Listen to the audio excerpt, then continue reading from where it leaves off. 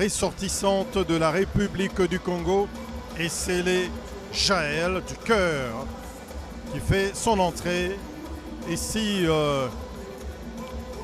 dans le cœur du gymnase principal du Stade des Martyrs.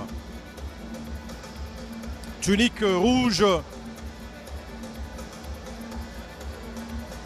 Jaël du Cœur qui va recevoir les derniers soins du staff technique, mieux de l'encadrement technique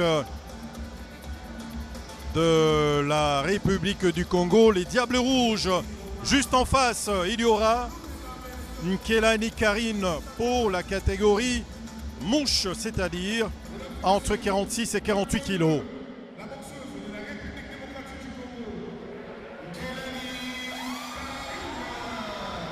Nkelani Karine qui reçoit les ovations du public.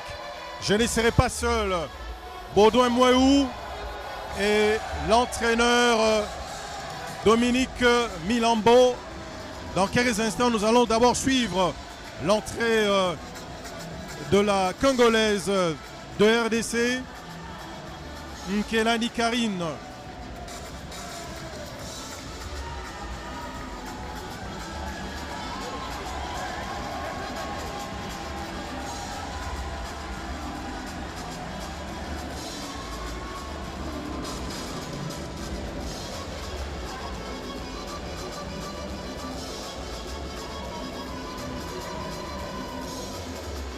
Nkelani Karine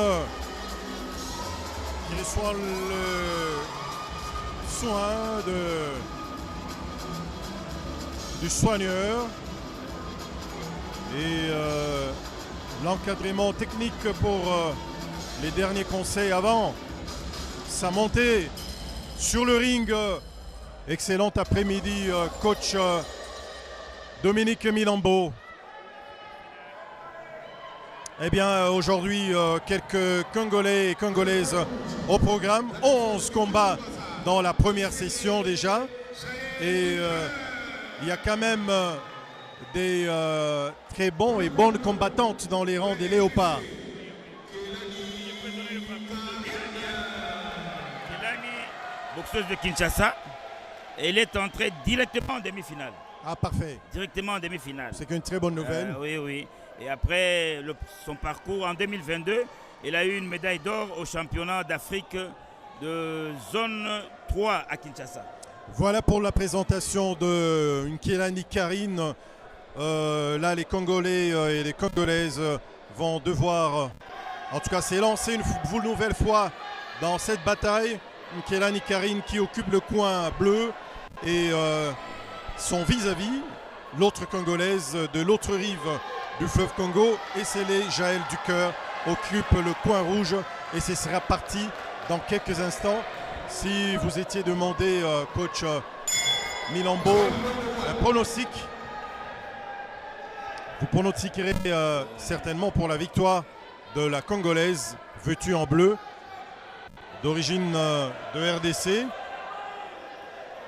Elle est d'ailleurs la première à attaquer. La première à attaquer, mais c'est avec une baisse garde. Direct. La Congolaise a une baisse garde.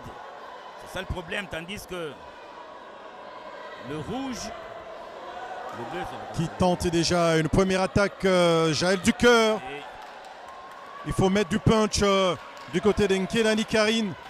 Il ne faut pas hésiter, il faut y aller. il faut y aller, il ne faut pas hésiter. Oui, direct de gauche. Et direct de gauche qui, il faut devoir enchaîner. Bon, il faut qu'il enchaîne dès le premier round. Absolument, et qui quand même là a pris Direct dans de la gauche de Kelani, poitrine. droite, mais dans le vide. Direct de gauche de Kelani, RDC, mais dans le vide, sans impact. Et l'arbitre qui demande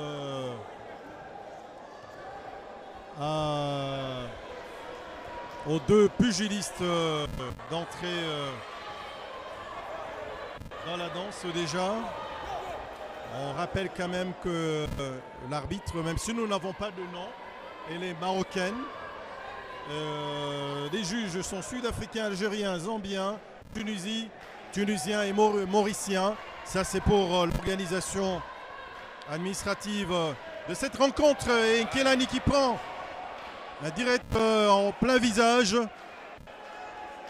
qui, ma foi, ne contrôle pas toujours et va devoir enchaîner. Mais la réponse qui vient directement avec cette droite, il faut devoir enchaîner avec Nkelani. Nkelani attaque. Qui se réveille et qui réveille oui. le public.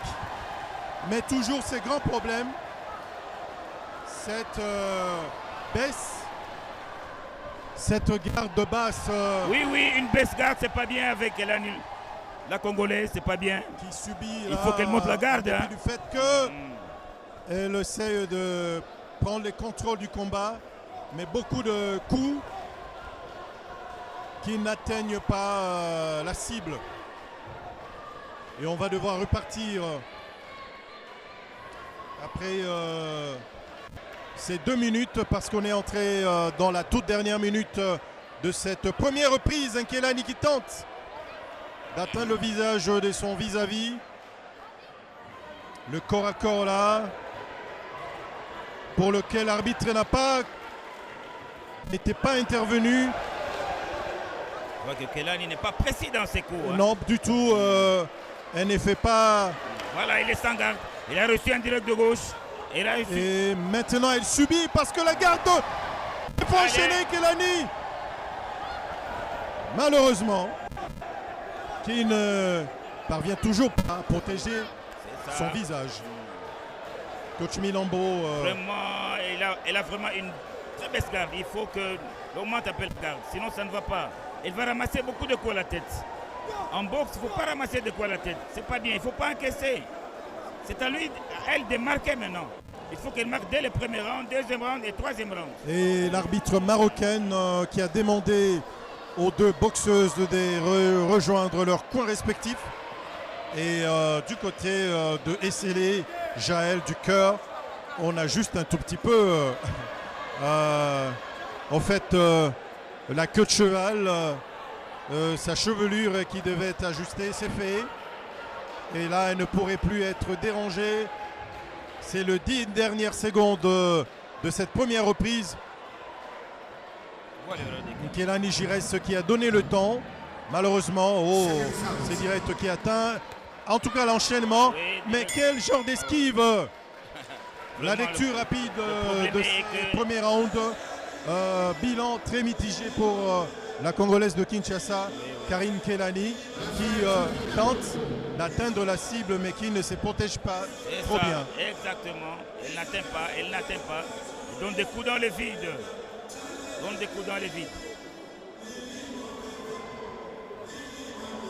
En tout cas, elle a subi.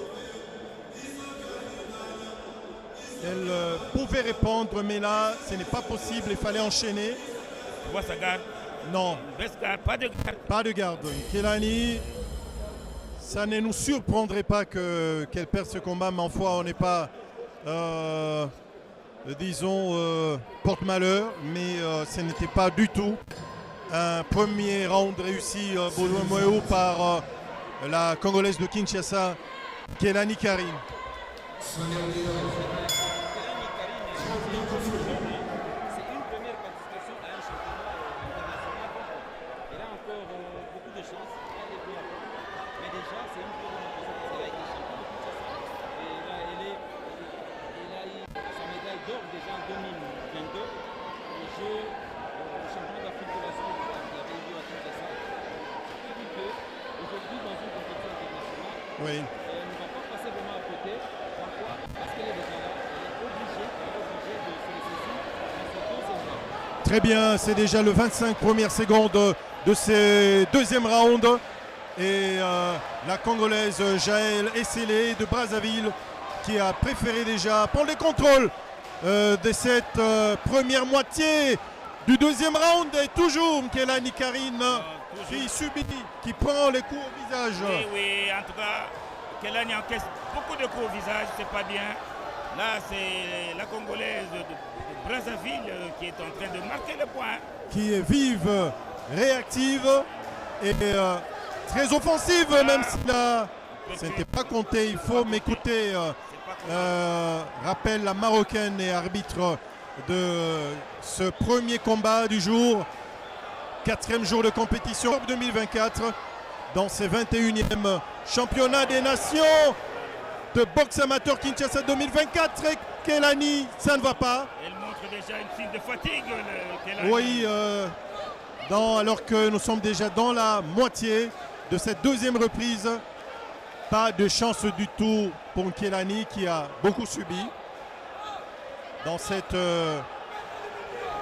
deuxième moitié du combat, qui ne parvient pas à atteindre la cible. Des coups dans les vides, parce que devant, en face, il y a Jaël Esselé du cœur qui sait se protéger, qui sait bien se défendre. Baudouin-Mahou, même si là,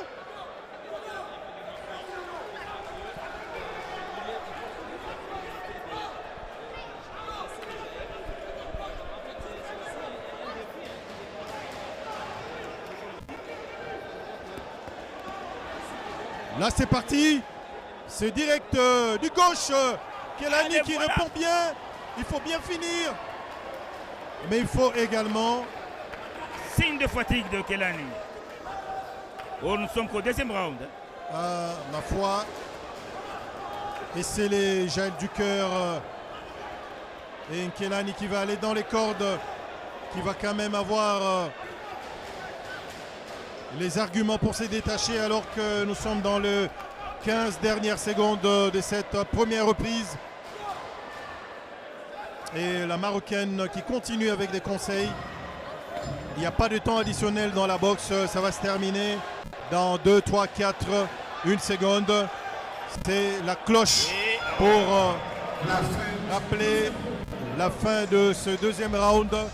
Comme le premier, Dominique Milambo, une Kelani Karine en deçà de ce qu'on attend d'elle. Oui, en tout cas, premier round, c'était pour la Congolaise de Brazzaville, et le deuxième round, on ne sait pas, peut-être attendons de voir au troisième round. Mais elles ont déjà des médailles parce que c'est en demi-finale. Quand tu commences en demi-finale, tu as déjà une médaille de bronze. C'est déjà un combat qui compte pour les demi-finales. Demi-finale. Il faut le rappeler. Donc, là quand même, elle a réussi à rentrer. C'est très, très, très bien. Mais derrière cette garde basse qui ne fait pas les affaires de Kelani, tout est bleu vêtu. Et en face, Esselé Jaël du cœur de la République du Congo et l'appel de cette troisième et dernière reprise. La Congolaise de ce Brazzaville combat est vraiment en forme. Hein. Des mouches. Et comme au deuxième round, Esselé Jaël du cœur prend les contrôles du combat, même si là, il y a... Là, c'est la Congolaise de Brazzaville qui est en attaque. Elle recule, Kelani. Kelani ne se retrouve pas. Elle ne se retrouve pas du Elle est tout. vraiment en difficulté, Kelani. Très en difficulté pour ce combat. Elle a subi le diktat de Esselé Jaël du cœur, Baudouin-Mahou. Ce n'est pas une très bonne nouvelle. Ça ne présage pas les bonnes choses pour la RDC dans ce premier combat du jour. Pas du tout. Vraiment, elle est en train de passer à la correctionnelle. Hein. Il faut reconnaître qu'elle est vraiment en difficulté. Je l'avais dit tantôt, c'est sa première participation à une compétition internationale. Donc, elle a quand même des circonstances atténuantes dans une certaine mesure. C'est vrai qu'elle a été champion il y a quelques années, champion de la zone 3. Mais enfin, aujourd'hui, en face de Esselé Jaël du Congo-Brazzaville, elle démontre déjà beaucoup de limites. Oh, elle a subi, elle est en train de subir. C'est une série de coups là même de jeter l'éponge. Oui, que prend un Kelani Karine qui entraîne de façon moins réglementaire Esselé Jaël du cœur. Dominique Milambo, sans être très pessimiste, ce n'est pas du tout un meilleur combat pour la RDC dans cette première épreuve dans la programmation de cette première session. Elle continue de subir, même si là, il y a un semblant de réponse.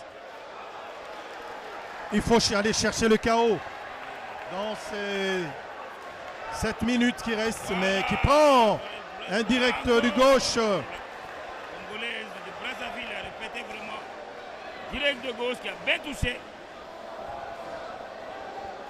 Kelani, très fatigué. Très fatigué. Alors que là, on est entré dans les 45 dernières secondes. Kelani, il faut chercher le chaos.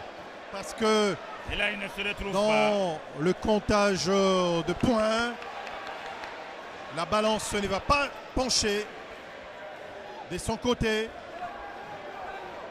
Pas une très très belle palette technique du côté de Kelani Karine qui a subi, qui n'a pas bien défendu et qui n'a pas très souvent atteint la cible, même si là, Kelani n'a pas de vision. Hein. Quelques belles incursions, bien sûr. il n'a pas une idée du temps qui lui reste. Voilà, Les 10 dernières secondes, il faut les capitaliser, aller chercher le chaos. Mais non, Kelani très elle va fatigué. donner des coups, mais elle va en subir aussi. Fin Très fatigué. de cette Malheur pour la RDC. Logiquement, première affiche du jour, ouais. dans ce 4e jour de compétition. Pas une bonne manière de commencer pour la RDC. On va peut-être débriefer rapidement cette première affiche qui visiblement a vu essayer Jaël Ducœur prendre le contrôle du combat et n'est pas trop subir parce que devant il n'y a pas eu un sparring partner efficace en la personne de Kelani Karine Bodomo. Et vraiment, franchement, Kelani a subi du début à la fin. J'aurais voulu qu'elle puisse se ressaisir au 3e round. Et là, cela n'est pas arrivé. Dans les 3 minutes du dernier round, elle a subi. Donc c'est pour dire que la supériorité de Essele Jaël, qui vous reconnaissez là avec en rouge bien sûr, elle a été très supérieure. Donc victoire logique, on ne va pas discuter là-dessus. Je crois que logiquement, c'est elle qui va prendre la victoire pour cette demi-finale. Il n'y a rien à dire. Il n'y a rien à dire face à Karine Kelani, qui n'a fait que subir du début du combat jusqu'à la dernière seconde pratiquement. Évidemment, il y a eu quelques tentatives. Elle a tenté de faire quelques incursions, évidemment sans beaucoup de succès. Et là, elle retrouvait toujours un mur en acier de Essele Jaël du Congo-Brazzaville. Et elle peut beau gesticuler là. Kelani Karine, elle peut beau avoir et obtenir les encouragements du staff technique. Mais vous et moi, Dominique Minambo, en tout cas, ce n'était pas un combat qui va rester dans les annales, à moins que les 4 juges nous contredisent. Exactement, pour nous, elle a perdu. Mais elle a déjà une médaille de bronze. Parce qu'en demi-finale, si tu as perdu, tu as déjà une médaille de bronze. Donc elle est déjà médaillée. Donc c'est pourquoi, si vous allez bien, elle est déjà contente. Parce qu'elle sait que même si elle perd, elle a déjà une médaille de bronze. Mais pas un bon combat du tout. Et je ne sais pas, ça prend beaucoup de temps. Il était déjà question d'en savoir un peu plus sur le verdict de cette première confrontation. Mais laissez-moi vous rappeler que toujours dans la même catégorie mouche, nous aurons en deuxième rencontre, en deuxième match, Moutaki Yasmine du Maroc contre Tando Loetou Matiba d'Afrique du Sud. On va rester dans la version féminine pour suivre dans la catégorie de 63-66 kg la Marocaine Mounir Toutir qui va aller à la rencontre de Ndong Maïmouna du Sénégal. Les deux boxeuses de la première confrontation au centre du ring. She's the winner. Entre l'arbitre. On a split decision. The blue corner. Kelani Kelani a gagné. Kelani a Karine gagné. déclaré Elle part en finale. hein. vainqueur Elle part en finale. contre toute attente. Vraiment contre toute attente, ça c'est vrai. Et c'est vrai. Nous ne pouvons pas dire que le point de vue que nous avions donné peut influencer les juges. Et je vous ai dit, hein, il y a 19 officiels de la Confédération africaine de boxe qui sont arrivés à Kinshasa. Dans ces 19-là, il n'y a que 3 Congolais. Ça veut dire qu'ils sont difficilement influençables. Donc, ils vont justifier cette performance de la Congolaise de Kinshasa par rapport à quelque chose. Ça, c'est D'accord. vrai. Et là, on revoit quelques gestes. Peut-être après, Kelani a suggéré, même si là, il subissait, il a peut-être bien réagi. Et ces coups ont été enregistrés et comptabilisés, Dominique. Oui. Pour le début, là, c'est les juges ont décidé la victoire de Congo de Brazzaville. La Congolaise de Kinshasa, RDC, oui. déjà est admise en finale. Donc elle continue, la série continue pour espérer d'avoir une médaille d'or. D'accord.